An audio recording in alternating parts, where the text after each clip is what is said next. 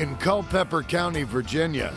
After traveling to New York City to conduct hands-on research into a historic American liquor, Tim and Howard set a course to create Genever, a juniper-infused spirit favored by America's most intoxicated president, Martin Van Buren. Heaven's Gates right there, Tim. I do enjoy being blessed to be having the opportunity to go to New York, but there's nothing like these daggone Virginia mountains, these backwoods. Yeah. Geneva, it's a mix between, whiskey and gin. Very popular in the Dutch-American colonies. You know what we gotta do now? We gotta make Tim Smith Geneva. I think it could appeal to a lot of people. This could be a big seller for me. Geneva has more of a grain-based mash in it. It's 3 times distilled. All right, so we got 3 buckets, we need 3 grains. And at the end, the last distillation, we're just adding juniper berries to it, which is giving you a gin flavor. You get the best parts of the gin and the best parts of the whiskey all in one. The small silo has got the rye in it. Small solo's rye? Yeah. We gotta get that now. The original Geneva from Holland was 2/3 rye, 1/3 is a malted barley. Juniper is added later. All right, that's 1/3 of rye. Now we gotta find some malted barley. We got some malted barley in here. You gotta go over in there.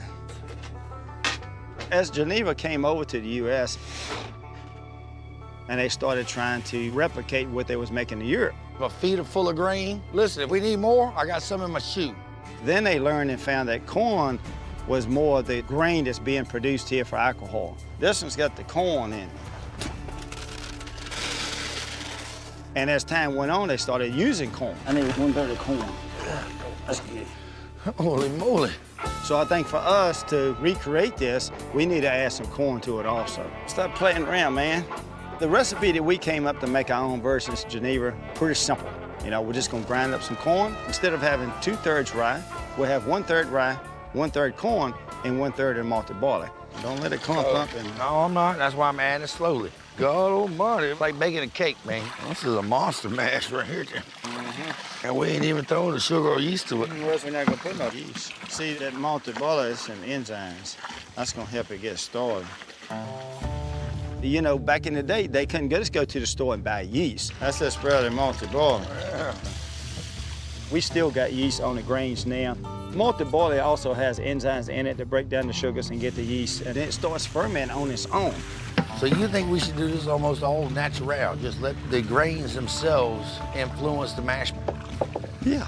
We're not gonna cook it. We're not gonna add no yeast to it. We're just gonna put it in cold water and let the magic happen. Hopefully we're gonna come close to the flavor that Martin Van Buren was drinking. I think we're good, man. I think we are, buddy. Oh, what you doing, man? Down here checking on this mash. Oh, it's working. Yeah, it's working already. And that's all without yeast.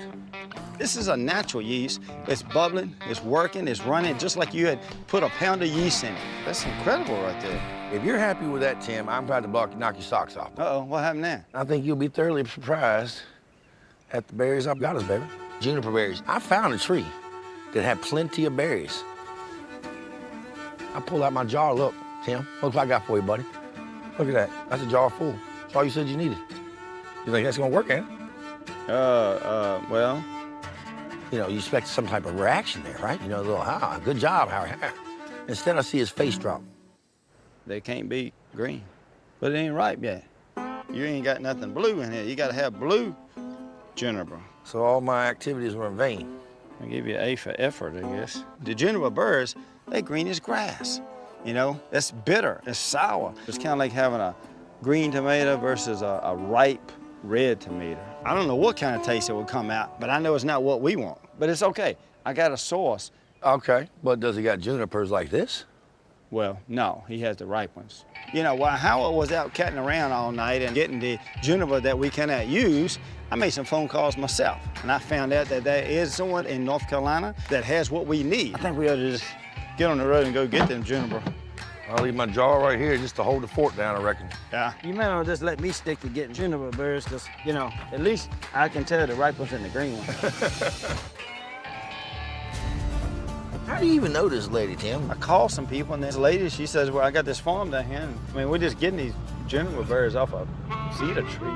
We need juniper berries. That's the most important thing. We've got to have juniper. If not, we're just making a moonshine or a rye whiskey or something. She don't even live here, but she said, just go on down there and get what you need. It ain't like we picking tomatoes out the garden, And she don't live here? Well, she said she wouldn't be here, so. Oh.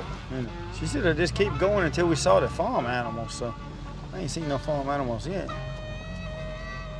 Oh, that is some farm animals. I see farm animals, Tim, right there. Huh?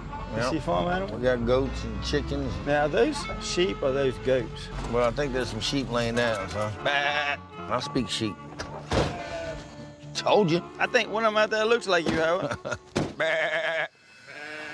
He said, what's up? Y'all know any juniper berries down here? Exactly, we're looking for juniper berries. This man gets it. No one around here knows more about this land than these sheep and goats because they're out here grazing everywhere. Juniper berries, talk to me. What did he say? They said stick to the fence line and you'll find your promised land.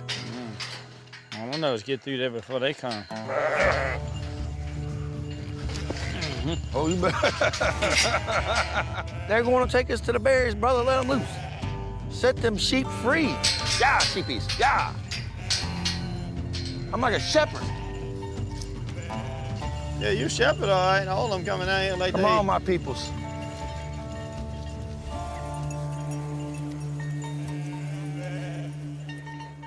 All right, Tim. Don't know if they're gonna lead us to the berries themselves, but We got to go over here next to the edge somewhere. There's no trees in the middle of the field. We got to find cedar trees. These cedar trees, they are planted by birds. Birds eat these juniper berries, and they sit on a fence line or even a power line. He poops out the seed, it grows. This is where you find cedar trees on a fence line, a fence row, all along the highway, wherever there is a power line. we got berries for days, baby. You'll have to get the prime, premium juniper berry. Tim, I'm gonna show you how to do this. You come in here like so. You shake the berries off the tree. You know what I mean? Now, some of these are not as mature as others. That's one you gotta get. Can't just rake off all the green ones and think it's gonna taste okay. You just gotta be selective. We're a little bit early on picking them, and that's why you got some green, some blue. We gotta be picking the blue ones. One at a time. This whole thing, we got one right there. I didn't realize how patient you had to be with juniper berries. I mean, think about it, back in the 1600s when they was doing this, what else they have to do? There's 6 top shelf premium juniper berries.